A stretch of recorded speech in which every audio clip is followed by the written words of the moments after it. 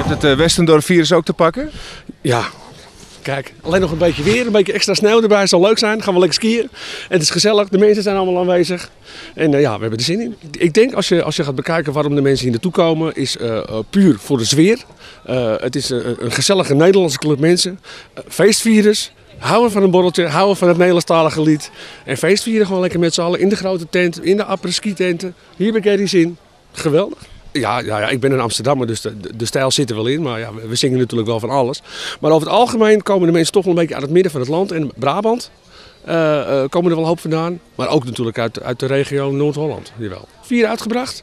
En nog wat koffertjes met een clipje erbij opgenomen, maar niet echt uitgebracht. En het zit er nu op 4, ja.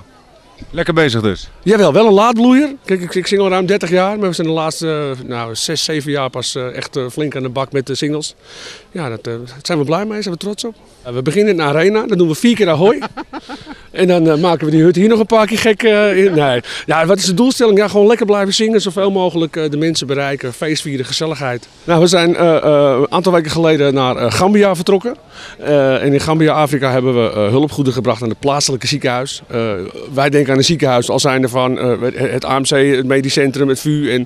Maar als je daar aan het ziekenhuis denkt, dan als je zo'n hutje ziet wat daar op de berg staat, dat is dan nog luxe. En de mensen hebben niks, geen stromend water, geen goederen, geen medicijnen, geen apparatuur. Dus we zijn naartoe gegaan, hebben apparatuur gebracht. Nou, er is een stichting gegeven op Gambia en daar dragen wij een heel erg warm hart toe. En we wilden eigenlijk altijd al naar Gambia om daar naar de bevolking te gaan en mensen te helpen. En dat hebben we nu echt gedaan. En ik kan zeggen, het is een fantastische ervaring. En we gaan zeker snel weer. Maar heb je daar ook staan zingen?